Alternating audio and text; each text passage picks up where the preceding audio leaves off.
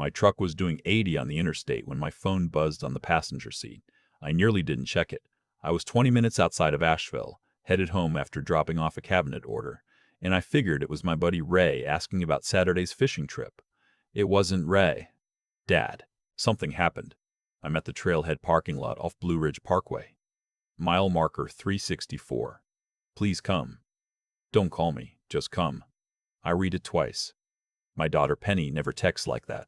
She's 27 years old, a landscape architect, the kind of woman who sends voice memos because she says texting loses the tone. She doesn't send 5-word messages asking you not to call. I pulled onto the shoulder so fast the gravel sprayed the guardrail. Penny, what happened? Are you okay? Nothing. No reply. No 3 dots showing she was typing. I did a U-turn across the median, 41 minutes. That's how long it took me to get to mile marker 364. I know because I watched the clock the entire drive, the way you do when your brain needs something to hold on to. The parking lot was empty except for one car, Penny's silver Civic, and the driver's door was hanging open like she'd gotten out in a hurry or hadn't gotten out at all.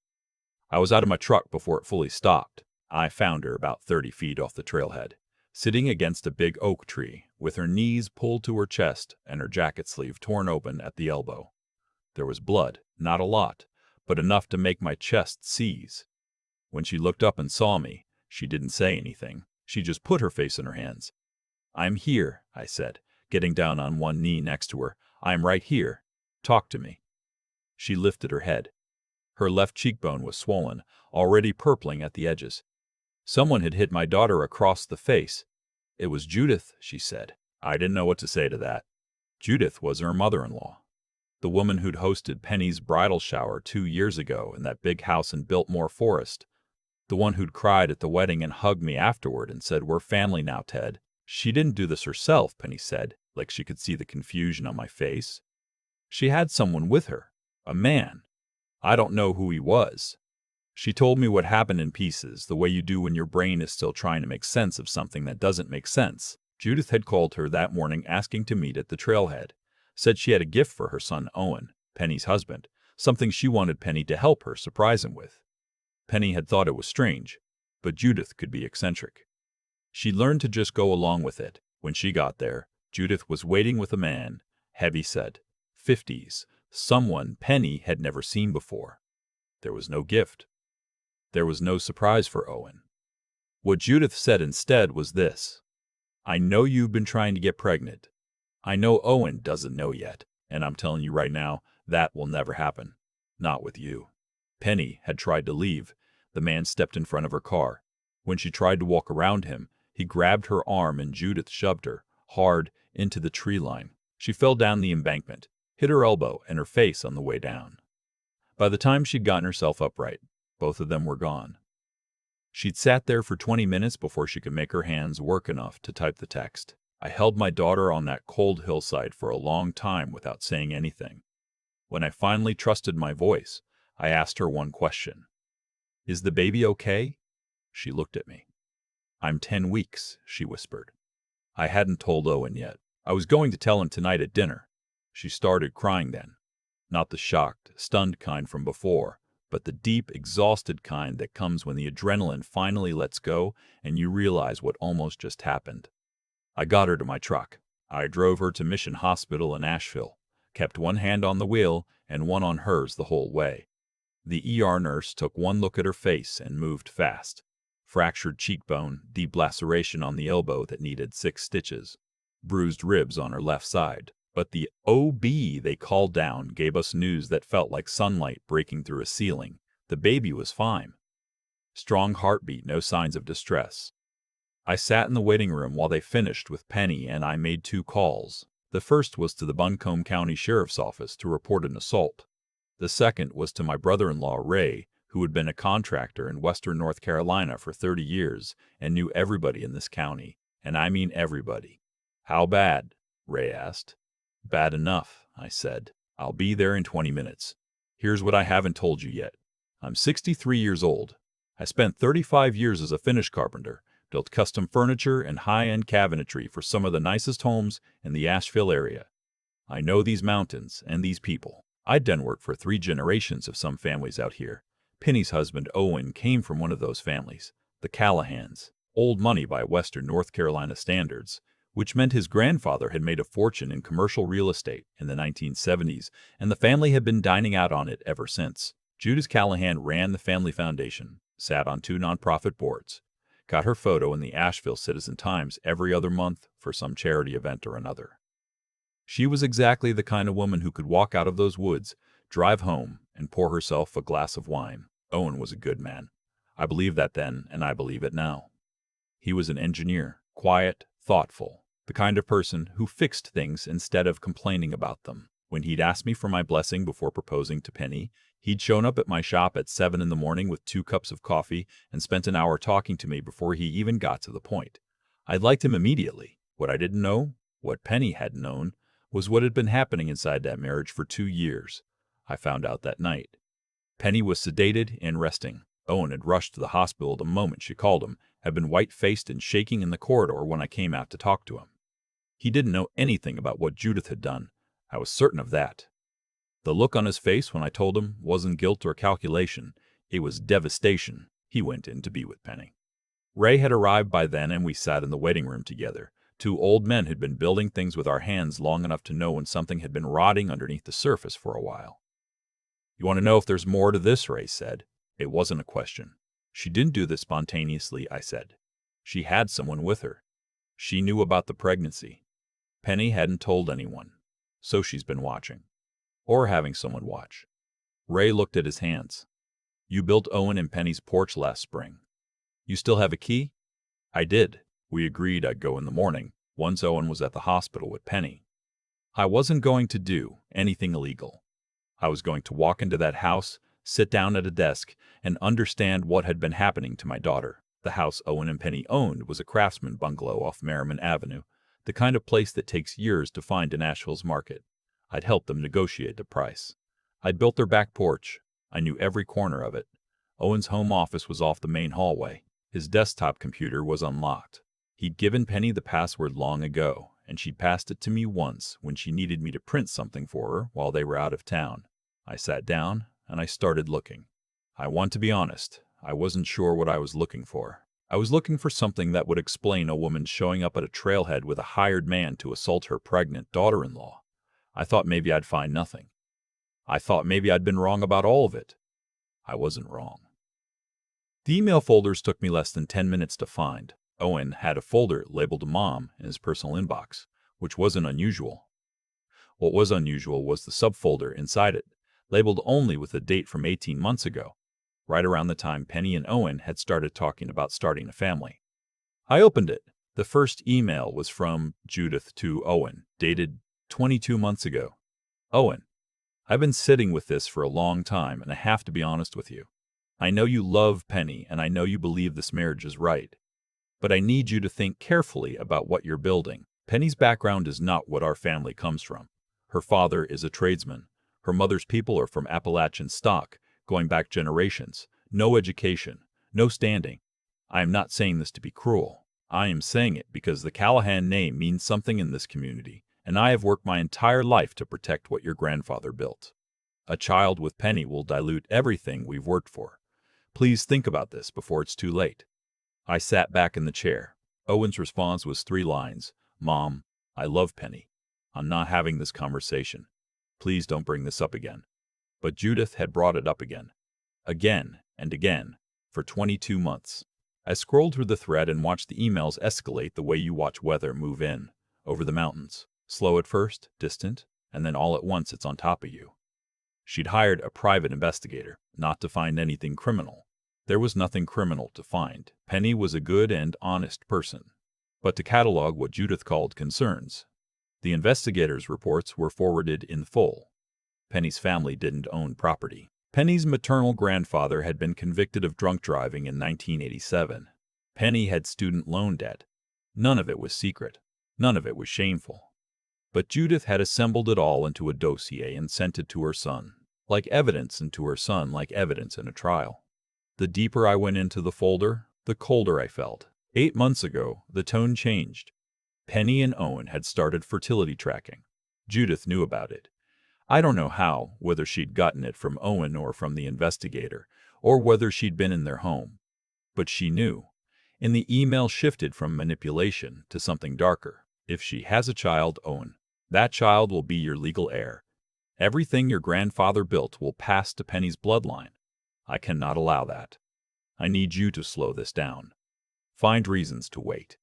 You know how to do this without her knowing. Owen's response to that one was longer, and what it said made me feel sick in a way I still haven't fully put words to. I've been trying, Mom.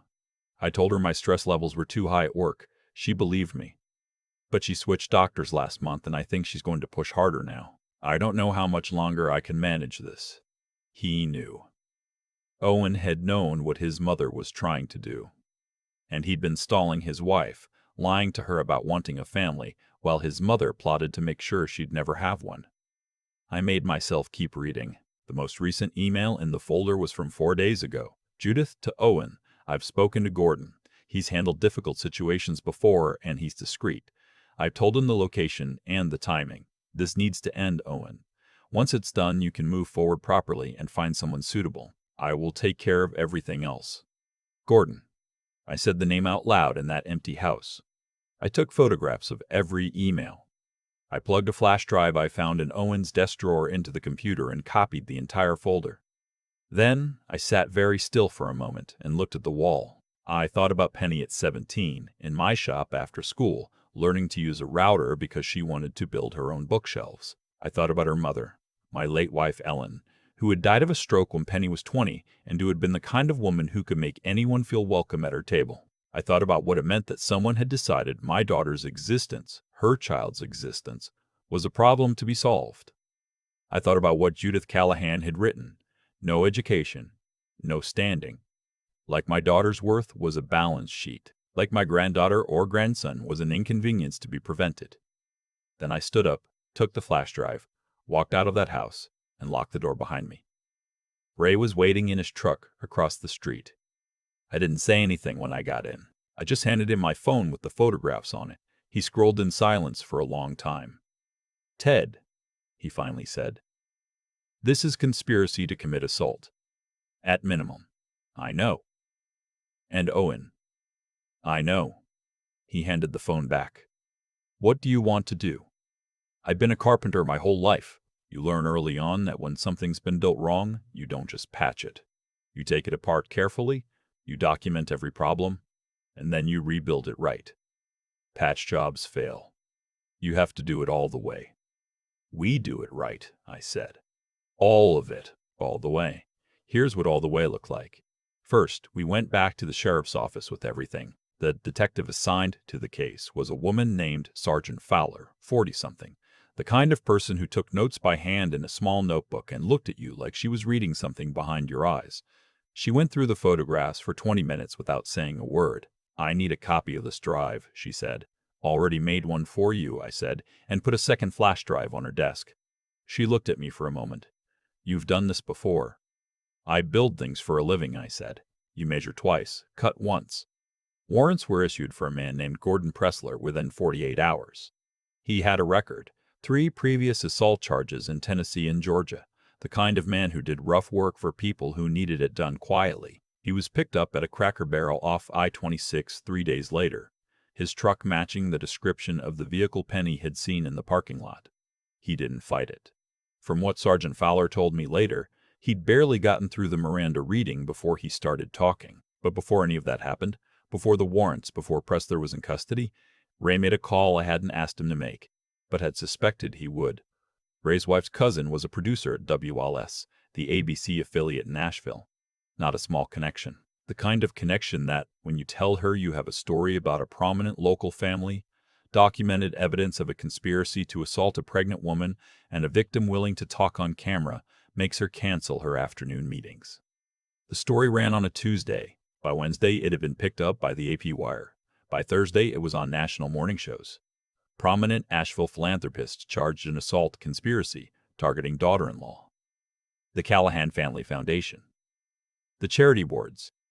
The photo ops in the newspaper. All of it became context for the story of what Judith Callahan had done in those woods.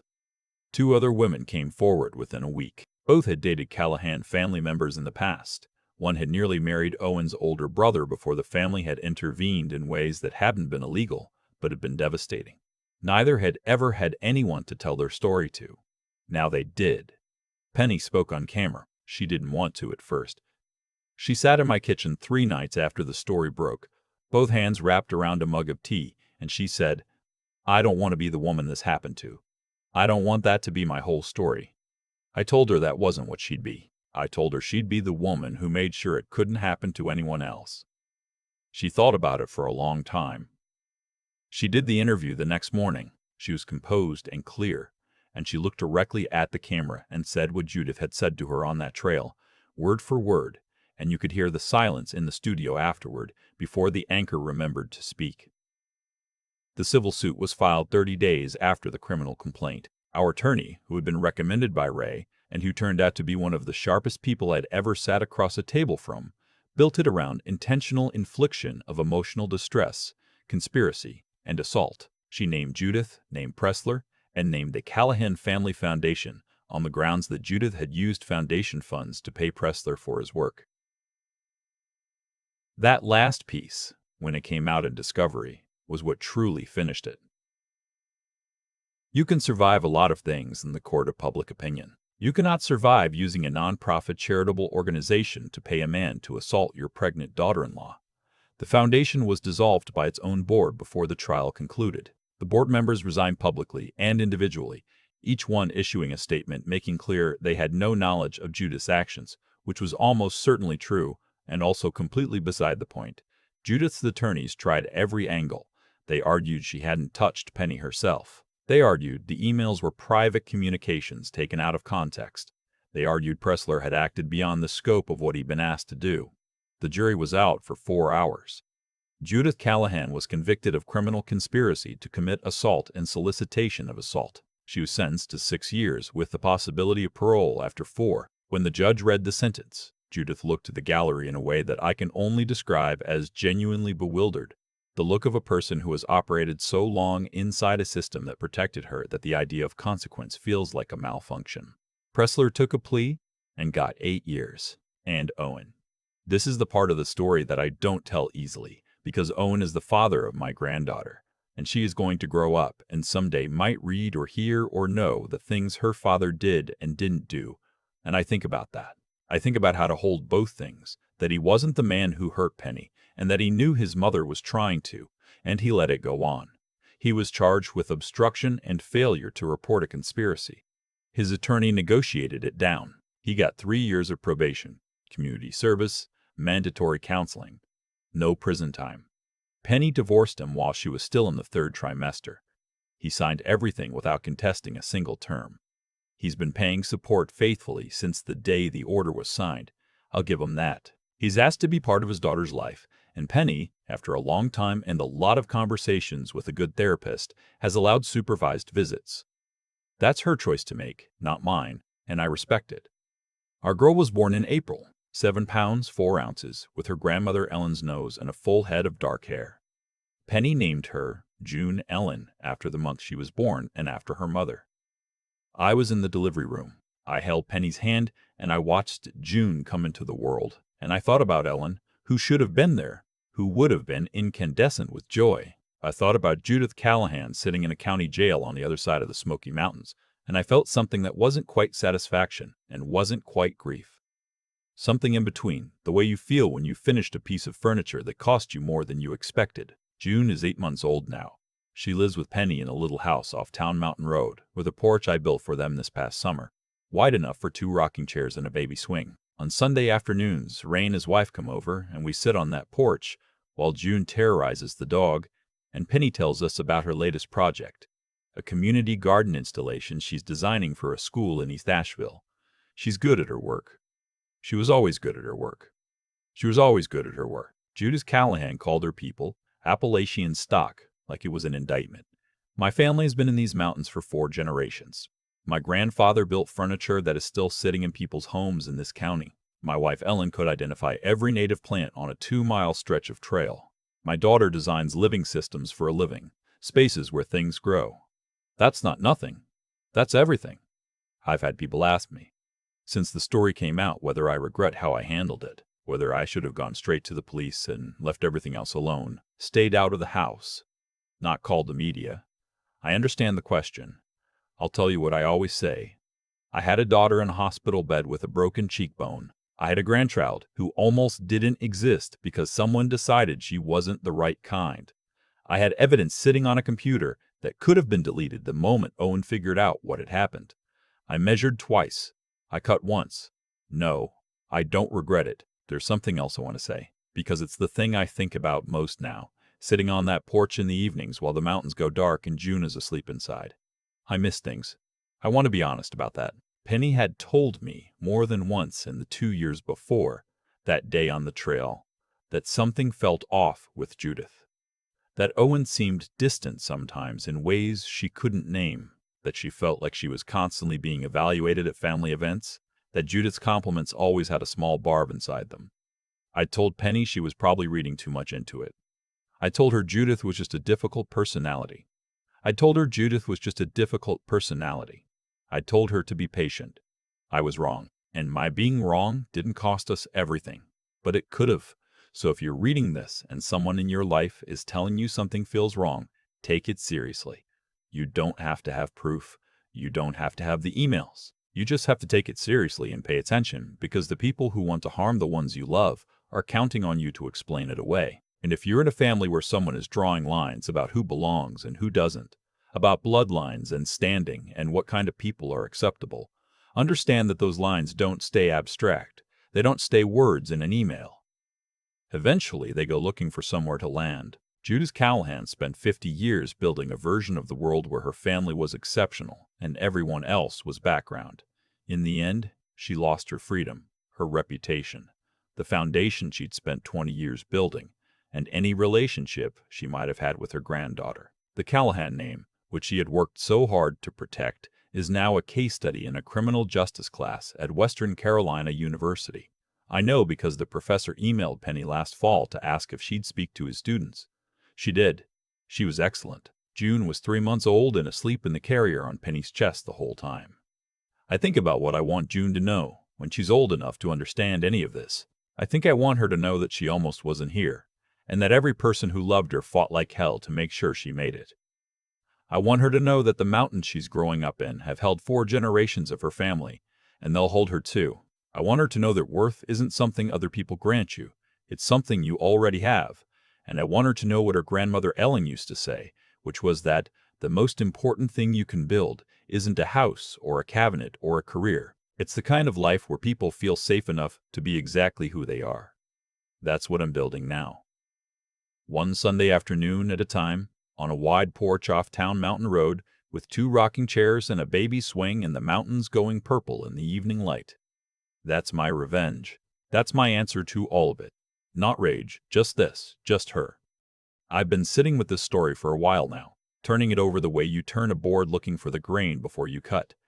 And the thing I keep coming back to isn't Judith. It isn't the courtroom, or the foundation dissolving, or the news crews outside her house.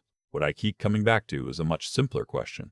How does a person end up there? How does someone spend 50 years in a community, doing charity work, writing checks, shaking hands at galas, and underneath all of it, believe that a young woman's worth can be measured by her grandfather's land and her family's last name? I don't think Judith woke up one morning and decided to be that person. I think she made 1,000 small decisions over decades to never question the story she'd been told about who mattered and who didn't. That's the thing about that kind of thinking. It doesn't announce itself. It just quietly shapes every choice you make until one day you're standing on a mountain trail with a hired man and you've convinced yourself it's justified. That's what I mean when I say what happened to Penny wasn't an accident. It was the end of a long chain. Judith's choices made Owen's choices easier. Owen's silence made Judith's plans possible. And my own habit of explaining things away, of telling Penny she was probably reading too much into it, that was a link in that chain too. I'm not letting myself off the hook for that. You don't get to call yourself a protector after the fact and forget that you had chances earlier. What I've learned, and I mean really learned, not just understood in theory, but felt in my bones the way you feel a bad cut in the middle of a job, is that intelligence without honesty is just a more sophisticated way of being wrong. Judith was not a stupid woman. She was organized, strategic, patient. She built a whole architecture of manipulation over 2 years. None of that intelligence protected her or anyone around her, because she was using it in service of something that was never true to begin with. The idea that some people's bloodlines are worth preserving and others are contaminants. That's not a philosophy. That's just fear dressed up in old money. And Owen. I think about Owen more than people might expect me to. He wasn't the one on that trail. He never raised a hand to Penny, but he knew his mother was working against his wife, and he made a choice over and over to let it continue. That's not neutrality. Staying silent when you know something is wrong isn't the absence of a choice. It is a choice.